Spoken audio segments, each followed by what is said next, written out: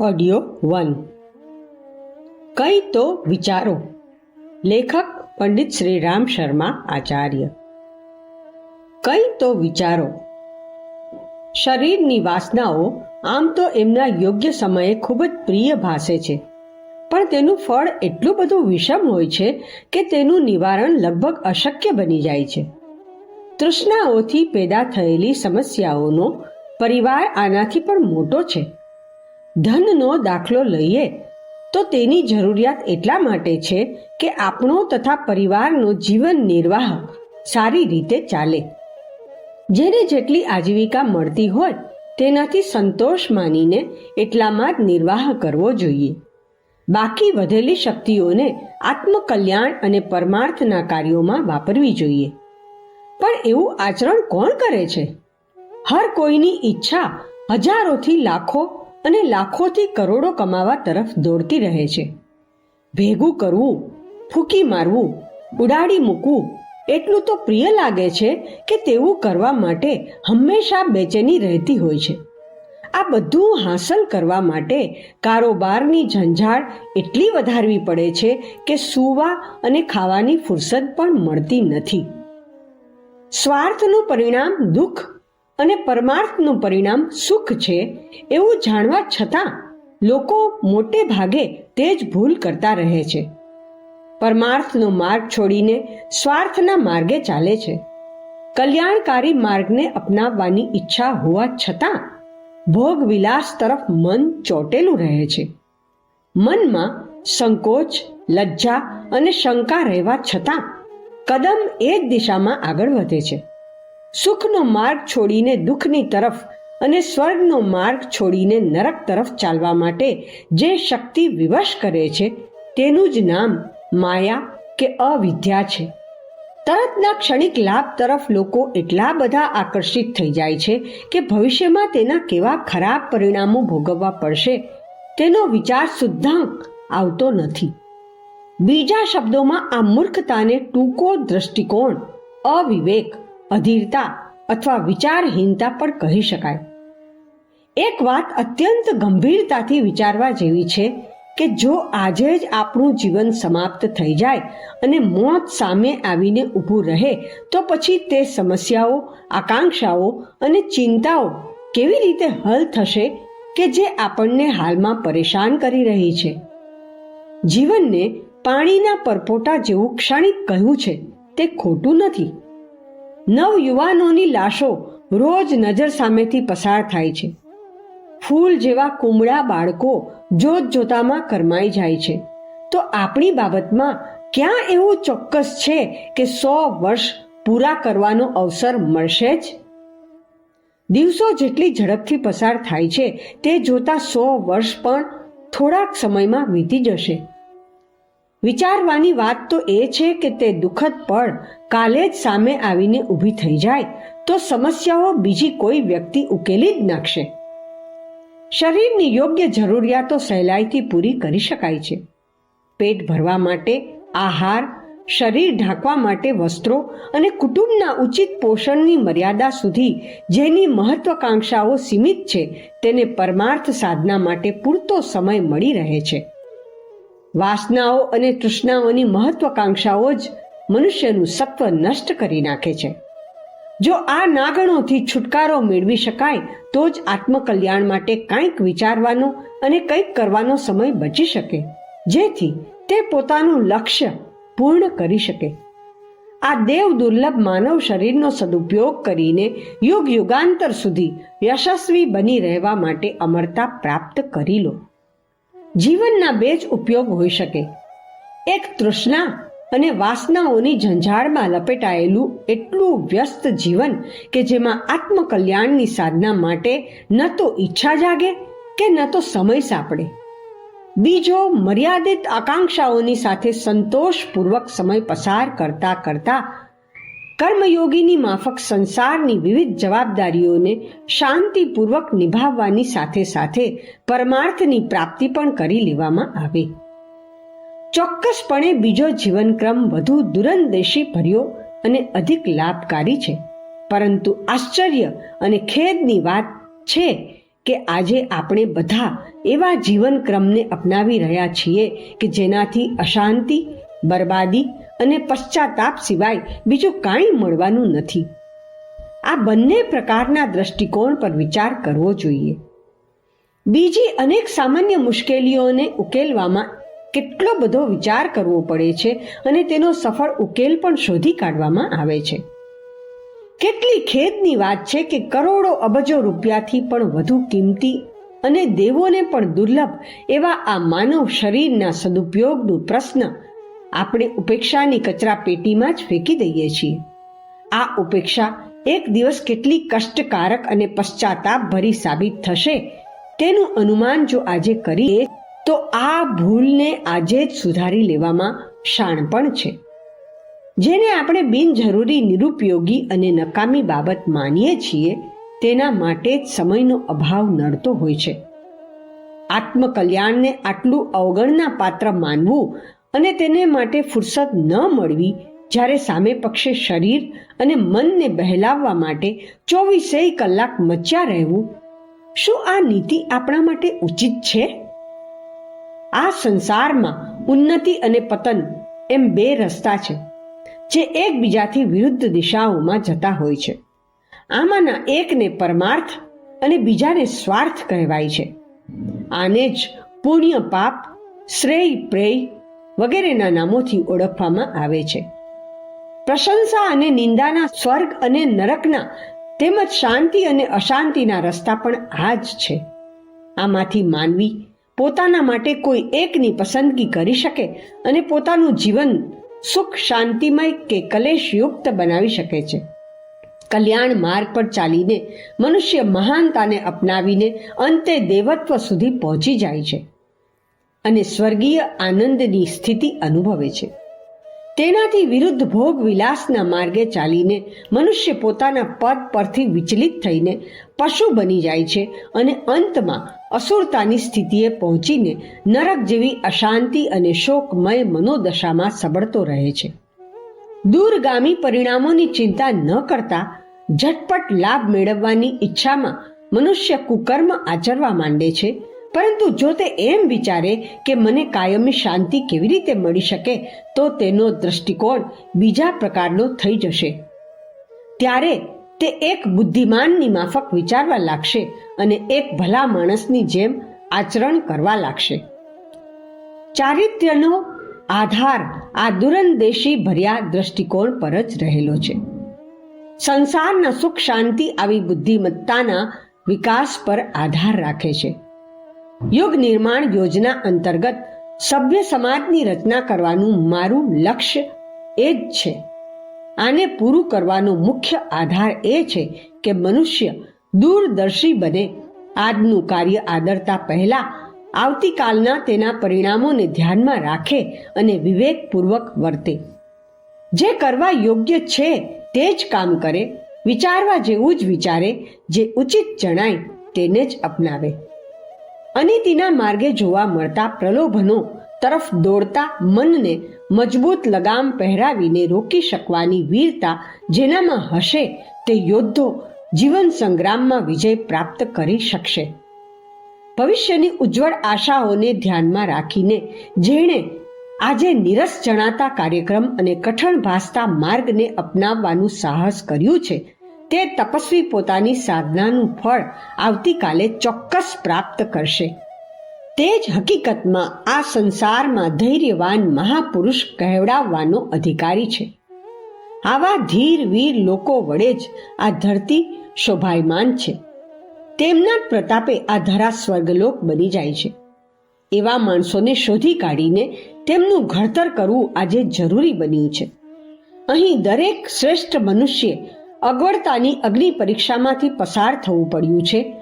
જે વ્યક્તિ વિવેકને વળગી રહે છે, પ્રલોભનોથી ચલિત નથી થતી અને સન્માર્ગ પરથી કોઈ પણ કારણે પીછેહટ નથી કરતી, તે જ આ ભવસાગરને પાર કરી શકે છે. તે જ માયાના જાદુથી પોતાની જાતને બચાવી શકે છે અને તેનો મનુષ્ય અવતાર સાર્થક થાય છે. કલ્યાણનો માર્ગ મહાન છે. પુણ્ય પરમાર્થના શ્રેષ્ઠતા તથા મહાનતાના ધાર્મિકતા અને આસ્તિકતાના પવિત્ર માર્ગે ચાલવું જરા પણ અઘરું નથી. આ દિશામાં ચાલવાથી નિરંતર શાંતિ મળતી રહે છે. જરૂર માત્ર એટલી છે કે મનુષ્ય તરત મેળવી લેવાની લાલચનો ત્યાગ કરી દૂરગામી પરિણામોનો વિચાર કરે અને તેના આધારે પોતાની કાર્ય પદ્ધતિ અપનાવે. મનુષ્યનો અંતરાત્મા જ સાચા જ્ઞાનનો અનુભવ કરી શકે છે.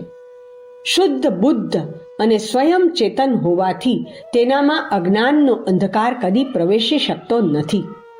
પરમાત્મા પાસે અસત્ય ઊભું રહી શકતું નથી. એ જ રીતે આત્મામાં પણ અસત્યનો પ્રવેશ થઈ શકતો નથી. મનુષ્યનો અંતરાત્મા જે કાંઈ જુએ છે, જે કાંઈ સાંભળે છે અને સમજે છે તે જ સત્ય છે, તે જ યથાર્થ જ્ઞાન છે. અંતરાત્માના શાસનમાં રહેનારો મનુષ્ય જ સત્યનું દર્શન કરી શકે છે અને યથાર્થ જ્ઞાન મેળવી શકે છે. સાચું જ્ઞાન લાદવાથી મનુષ્યના સઘળા શોક, સંતાપ અને દુઃખોનું આપમેળે જ શમન થઈ જાય છે. જ્યાં પ્રકાશ હોય ત્યાં અંધકાર અને જ્યાં જ્ઞાન હોય ત્યાં દુઃખ રહી શકે જ નહીં. પ્રકાશનો અભાવ એટલે જ અંધકાર અને જ્ઞાનની ગેરહાજરી એટલે જ દુઃખ. હકીકતમાં દુઃખનું કોઈ વાસ્તવિક સ્વરૂપ છે જ નહીં. અંતરાત્માને જાણવાનો એક જ ઉપાય છે કે તેના વિષયમાં હંમેશા જિજ્ઞાસુ અને સાવચેત રહેવું જોઈએ. કોઈ પણ બાબતે જે વ્યક્તિ જેટલી વધુ જિજ્ઞાસુ અને સાવચેત રહે છે તેટલી જ તે એ વિષયમાં ઊંડી શોધ કરી શકે છે અને એક દિવસ તેને મેળવીને જ રહે છે. તમે તમારા અંતરાત્માના વિષયમાં વધુ ને વધુ જિજ્ઞાસુ અને સાવચેત રહો. તમે તમારા આત્માથી પરિચિત થશો તો અજ્ઞાનથી છુટકારો મેળવીને જીવનમાં સાચા સુખ શાંતિના અધિકારી બનશો. અંતરાત્માના જિજ્ઞાસુ માટે એ બાબત ખૂબ જ અગત્યની છે કે મનના કોલાહલ ભણીથી કાન ફેરવીને અંતરાત્માના અવાજને સાંભળવાનો અભ્યાસ કરે. અંતરાત્મા મનુષ્યનો મિત્ર છે અને સદૈવ તેનું હિત ઈચ્છે છે, તો પછી તે કેમ દેખાતો નથી? સંતા કુકડી કેમ રમે છે? આ પ્રશ્ન કોઈ પણ માણસના મનમાં જાગતો હોય છે. એનો સીધો સાદો જવાબ એ જ છે કે આત્મા સદા અને સર્વત્ર પ્રત્યક્ષ જ રહેતો હોય છે, પરંતુ મનુષ્યની એવી ધારણા છે કે તે તેને જોતો નથી. સૂર્ય હંમેશા પ્રત્યક્ષ છે, પણ જ્યારે તેની અને આંખની વચ્ચે કોઈ અંતરાય આવી જાય છે ત્યારે સૂર્ય તેને દેખાતો નથી. મનુષ્ય તથા તેના આત્માની વચ્ચે મનના પ્રાધાન્યનો પડદો પડેલો હોય છે, જેના કારણે પ્રત્યક્ષ આત્મા પણ અપ્રત્યક્ષ ભાસે છે. જો મનુષ્ય આ મનના પ્રાધાન્યની અવહેલના કરી શકે તો ચોક્કસપણે તેનો અંતરાત્મા પ્રકાશની માફક તેની સામે ઊભો થઈ જશે. અહીં બધું જ જળ પંચ તત્વોને આધીન છે. તે સાવ નિર્જીવ, નિષ્ઠુર અને અસાર છે. પ્રિય કેવળ આત્મા છે. આત્માની આભા જ્યાં જ્યાં તેનો ફેલાવો કરતી રહે છે ત્યાં પ્રિયતા, મધુરતા, સુંદરતા અને સરસતાનો અનુભવ થાય છે.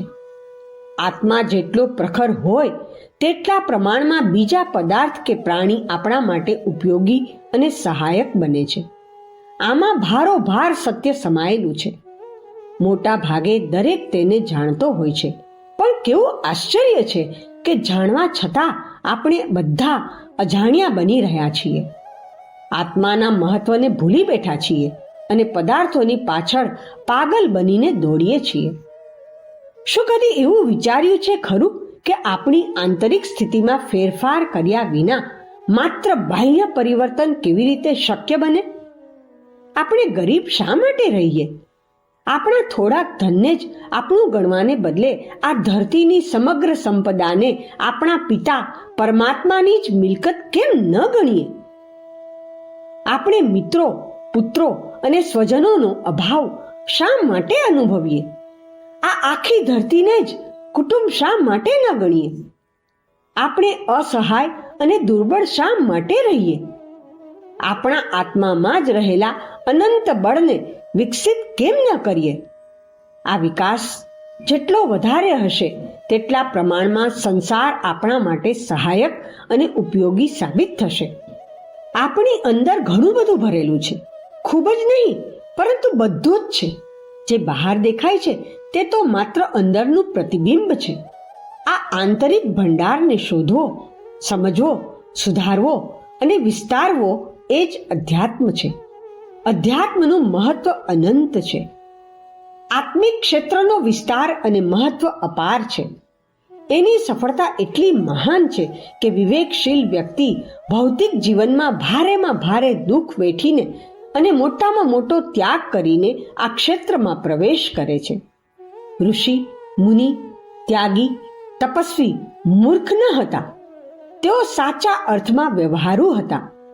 મોટો લાભ મેળવવા માટે નાનો લાભ ત્યાગવાની વ્યવહારુ નીતિ તેમણે અપનાવી હતી.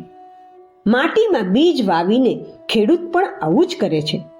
સાધનાની પ્રક્રિયા દેખાતી રીતે ખોટનો સોદો અને સમયની બરબાદી ભલે લાગે, પણ વાસ્તવમાં તે એવી બાબત નથી. એમાં ઘણો સાર સમાયેલો છે.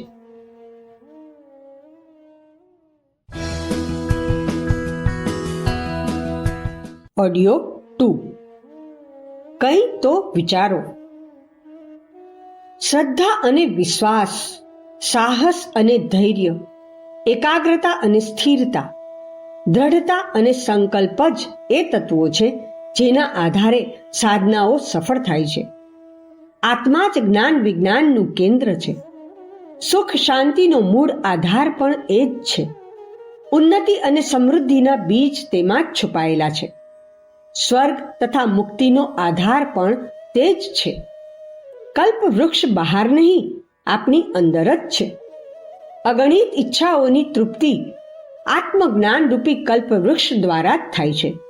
આત્મા એવો પારસમણી છે જેના સ્પર્શથી લોઢા જેવું કાળું મેષ માનવ જીવન સાચા સોના જેવા દેવત્વમાં બદલાઈ જાય છે. એ જ એવું અમૃત છે જેને પીવાથી યુગ યુગની અતૃપ્ત તરસ છિપાઈ જાય છે. આત્મા પોતે પૂર્ણ છે. જેણે તેના દર્શન કર્યા છે તે જ સાચો દ્રષ્ટા છે. જેમણે આ પ્રાપ્ત કરી લીધું એમના માટે કંઈ પ્રાપ્ત કરવું બાકી રહેતું નથી. આત્માને વિશ્વ ચેતનાનો જ પરમાણુ માનવો જોઈએ. આપણે પોતાની જાતને ઓળખવી જોઈએ. આંતરિક અશાંતિથી આજે બધા જ પરેશાન છે. એક મનુષ્ય પાસે પૂરતા પ્રમાણમાં સાધન સંપત્તિ અને જીવન નિર્વાહની વસ્તુઓ છે, છતાં પણ તે અશાંત અને પરેશાન જણાય છે. બીજો ઉચ્ચ શિક્ષણ સંપન્ન મોટા હોદ્દા પર બેઠેલો હોવા છતાં ગોથા ખાઈ રહ્યો છે. વ્યાપારી, વિદ્વાન, નેતા, પંડિત આ બધા ઊંચા પદે બેઠેલા હોવા છતાં આ જ બાબતે પરેશાન જણાય છે. સંઘર્ષ, અશાંતિ, ક્લેશ અને પરેશાની એ મોટા ભાગના લોકોની ફરિયાદ છે. નાનાથી માંડીને મોટા આ પ્રશ્ને જ પરેશાન છે. જાત જાતના પ્રયાસો કરવા છતાં ઉપાય મળતો નથી. હકીકતમાં આ પ્રશ્નનો ઉકેલ બાહ્ય સફળતાઓમાં નથી, પરંતુ મનુષ્યની અંદર રહેલો છે. સમૃદ્ધિ, રૂપ, પાંડિત્ય, વિદ્વતા, પદ વગેરેનું અભિમાન જ એ બંધન છે જે આપણને જીવનના યથાર્થ સ્વરૂપથી દૂર રાખે છે. અભિમાન ભલે ગુણ, રૂપ કે વસ્તુનું કેમ ન હોય, પણ મનુષ્યને તે વાસ્તવિક સુખ અને આત્મિક આનંદથી દૂર હડસેલે છે. જેના દિલ અને દિમાગ આ દંભની કિલ્લેબંધીમાં જકડાયેલા છે તે કેવી રીતે સંતુષ્ટ રહી શકે? જ્યારે ધનવાન પોતાના ધનનું અભિમાન છોડીને દરિદ્રતા સાથે પોતાના હૃદયને જોડશે, શિક્ષણ શાસ્ત્રી પંડિત જ્યારે માનવતાની હરોળમાં આવીને બિરાજશે, ઉચ્ચ પદે બિરાજતા લોકો જ્યારે જનતા જનાર્દનની સેવામાં લાગી જશે, ત્યારે તેમનો અહંભાવ સહજ રીતે ઓગળી જશે અને તેમને જીવનના મહત્વના પ્રશ્નોનો ઉકેલ સાંપડશે. જીવનનું સાચું સુખ હૃદયને મુક્ત અને વ્યાપક બનાવવાથી જ મળી શકશે. માણસની વચ્ચે આજે સંઘર્ષ અને લડાઈનું કારણ ગરીબી અને અભાવ નથી, પણ તારા મારાનો પ્રશ્ન છે. પોતાનો લાભ, પોતાની સમૃદ્ધિ અને પોતાનાની સાર સંભાળ બધાને વહાલી લાગે છે, પરંતુ બીજા સાથે આવો ભાવ હોતો નથી. તેની હાનિ, અપમાન અને મોત સુદ્ધામાં કોઈને રસ હોતો નથી. ઉલટું બીજા પાસેથી બને તેટલો વધુ લાભ લેવાનો પ્રયાસ કરતા હોય છે. આ સમસ્યાનું પણ એક સમાધાન છે.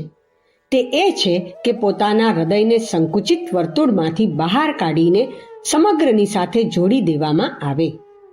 સહ અસ્તિત્વનો મંત્ર આ વ્યવહારુ માર્ગનું પ્રથમ સૂત્ર છે. જીવો અને જીવવા દો. સૌ પોતપોતાના હકની કમાણીનું ખાય.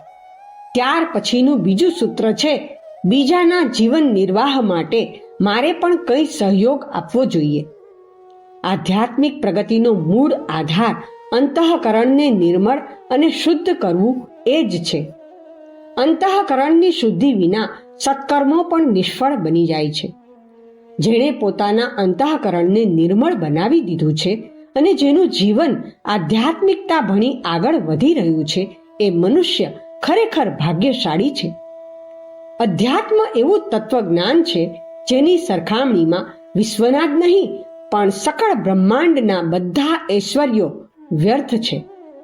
વ્યવહારો દુનિયામાં શીખવા યોગ્ય જ્ઞાનની ઉણપ નથી.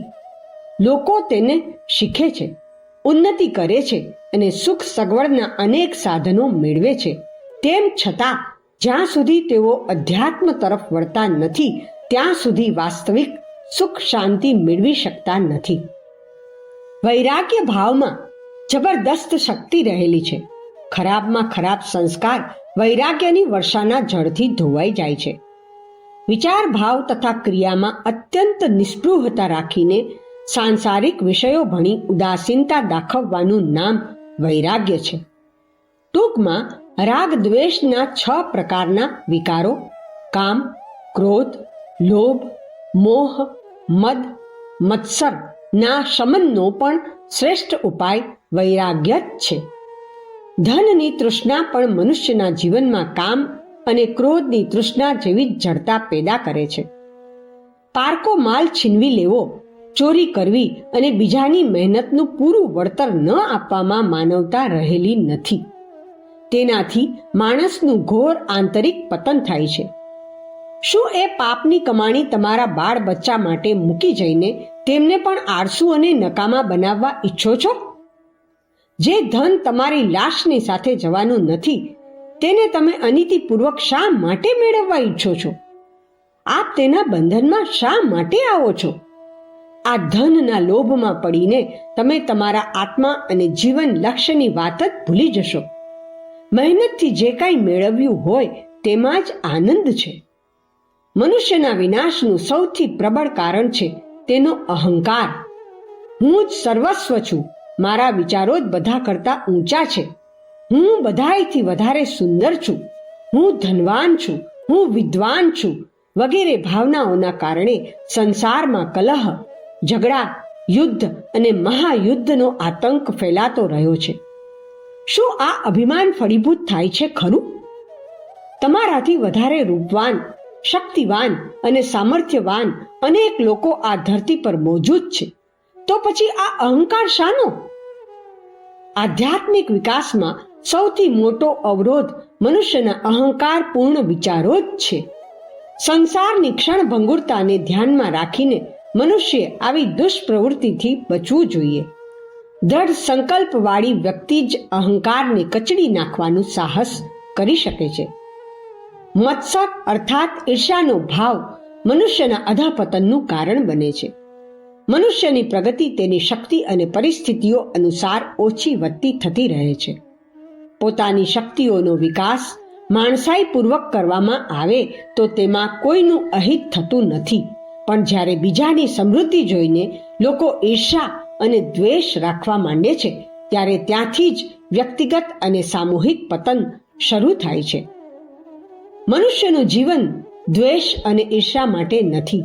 આપણને સેવા, સત્કાર, પ્રેમ, દયા, ન્યાય વગેરેના વિકાસ માટે સાધન રૂપે આ શરીર મળ્યું છે. તેને મેળવીને ચારિત્ર્યની ઉત્કૃષ્ટતા દાખવવાની હરીફાઈ કરવી જોઈએ. કોઈ વ્યક્તિ એક વખત ખરાબ કામ કરે છે તો બીજી વખત સારા કામ કરતી પણ જોવા મળે છે, તો કોઈ વળી સારા કામ છોડીને બુરાઈમાં ફસાયેલી પણ જોવા મળે છે. અંતઃકરણમાં રહેતી શુભ અને અશુભ પ્રવૃત્તિઓમાંથી જેને પણ પોતાને અનુરૂપ વાતાવરણ મળી જાય છે તે ફૂલે ફાલે છે. જેને પોષણ નથી મળતું તે સુકાઈ જાય છે. જે વ્યક્તિ આજે ખૂબ જ બુરી જણાતી હોય તે ઉત્તમ પરિસ્થિતિઓ અને વિચારધારાના સાનિધ્યમાં આવવાથી કાલે ખૂબ જ ઉમદા સ્વભાવની બની શકે છે. તે જ વ્યક્તિ આવતીકાલે બુરા વાતાવરણમાં ફસાઈ જઈને બુરી પણ બની જાય છે. આથી વિચારકો હંમેશા એવું કહેતા આવ્યા છે કે આ સંસારમાં કોઈ માણસ ખરાબ નથી, કેવળ પરિસ્થિતિઓ અને ભાવનાઓ જ ખરાબ હોય છે.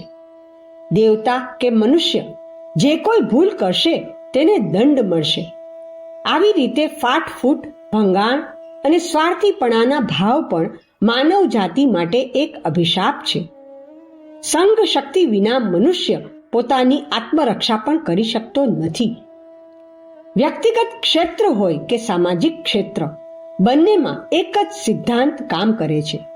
જો આપણી પાશવી વૃત્તિઓ પ્રબળ થતી રહેશે અને દેવત્વ અસંગઠિત અને સુષુપ્ત અવસ્થામાં પડેલું હશે તો આસુરી બુદ્ધિ અને આસુરી વૃત્તિઓ જ બળવાન રહેવાની.